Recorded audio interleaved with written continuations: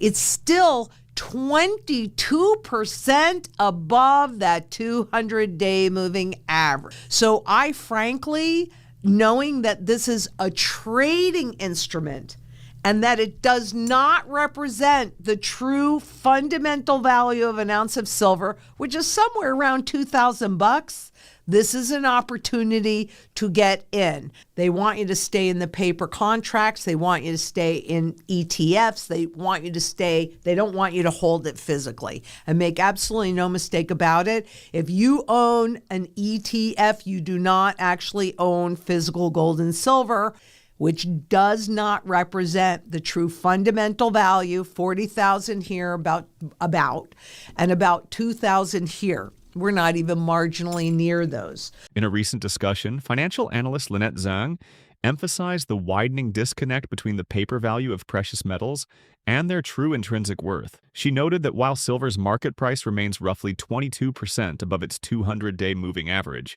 this doesn't reflect its real value. The trading price, she argued, is driven by financial instruments like ETFs and futures contracts, systems designed to keep investors engaged in paper assets rather than holding physical metal. According to her, the real worth of precious metals like silver and gold far exceeds their current spot prices. She suggested that the fundamental value of silver could be closer to $2,000 per ounce, while gold's could exceed $40,000. Massive disparities that underscore how heavily manipulated and undervalued the physical markets may be. The key message is clear. Owning physical metal rather than paper representations is essential for true financial sovereignty and protection. This perspective challenges mainstream investment behavior, where most people trust the convenience of digital and paper-based exposure to metals. But as volatility and systemic uncertainty rise, physical ownership offers security that no ETF can replicate. If you found this insight helpful, don't forget to like, share, and subscribe for more grounded financial discussions and deep dives into the real value behind today's markets. When the current spot price is higher than the futures price, so buying silver out in the future, because what's been happening with extreme demand is that people don't trust those future promises, and you shouldn't. And you shouldn't. We've had some entities, some large entities that usually, contracts for silver are like 5,000 ounces. They have different size contracts and they're making them smaller and smaller so you guys can participate. That's just a contract. It doesn't mean anything. But backwardation in both gold and silver is flippin' scary for LBMA or the COMEX or any entity that must deliver out that physical gold and silver, because it's very, very hard to come by the physical market, especially in the U.S., which is primarily a paper contract market. Don't be fooled. Take advantage of it, but don't be fooled, because they want you to stay away from it. And a lot of what's happening, and I think I saw it this morning, so I stuck a slide in there, so I'm probably going to be a little redundant on this, but in the ETFs, so SLV, GLD, have seen the largest outflow in a long time. So they saw this massive inflow pushing the price up. Now they take it out. That pushes the visible price down. The real trend is how they are devaluing the dollar. And as I've been telling you, woohoo, the devaluation trade is awesome. But what do we see? We see stocks hitting new highs ahead of the Fed rate decision. In other words, markets, corporations want the Fed, and certainly President Trump wants the Fed to lower the interest rates, which is really a cost on borrowing, a cost on this stuff, how much this stuff is worth. The reality is the lower the interest rates are, the less that value that has. Why? Because they want you to borrow and spend more. They want corporations to borrow and spend more. Why? Because that pushes more garbage fiat into the system, which then pushes the price of assets up. it also pushes the rest of the cost of living up as well.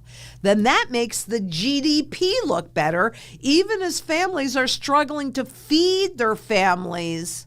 But the GDP looks just great. You want to participate? You better be holding it. Because the reality is if you don't hold it, you don't own it.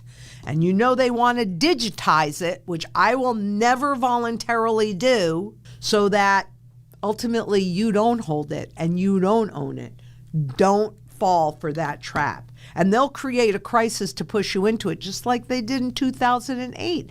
This is the way that they operate. So while gold and silver that are just this raw stuff, right? So they kind of follow the spot market, up or down. There's your opportunity. Yay, you want it pulled back. You don't want it overbought, but it doesn't really matter anyway. Honestly, the only reason why I ever look at the spot market is because I know you're looking at it, and I want to be able to answer your questions, and I want to be able to show you this on a technical level, because you need to keep a clear head and not believe the lies of Wall Street. In a recent analysis, market strategist Lynette Zang shed light on one of the most telling signs in today's precious metals market: backwardation. This occurs when the current spot price of silver or gold is higher than its futures price, signaling that investors have lost trust in future paper promises of delivery. As demand for physical metals surges, people increasingly prefer to hold the real thing rather than rely on contracts that may never result in actual metal ownership. Zang explained that large institutional contracts, typically for 5,000 ounces of silver, are being broken down into smaller units to attract retail participants. Yet these are still just paper claims. Meanwhile, the physical market in the U.S. has become severely constrained, putting pressure on entities like COMEX and LBMA that must deliver real gold or silver. Simultaneously, major ETFs like SLV and GLD are witnessing huge outflows, driving visible prices lower while masking the real trend: the devaluation of the dollar. With governments and central banks encouraging borrowing and spending to inflate asset prices, she warned that the system's fragility continues to grow. Her message was clear: only physical ownership ensures control in an increasingly unstable financial landscape. Let's get into the interview. We're not talking about the physical market. We are talking about the spot market. But of course, you have been trained to think that that's representative of gold and silver, when in reality, it is simply a trading product that is designed for perception management. That means that they want to make sure that you don't own physical metals, because after all, they need your wealth in the system, because then it's much easier to inflate away. This stuff, physical in your possession, runs zero counterparty risk and also runs zero inflation risk. They cannot inflate this away, and it's not because I or anybody else says so.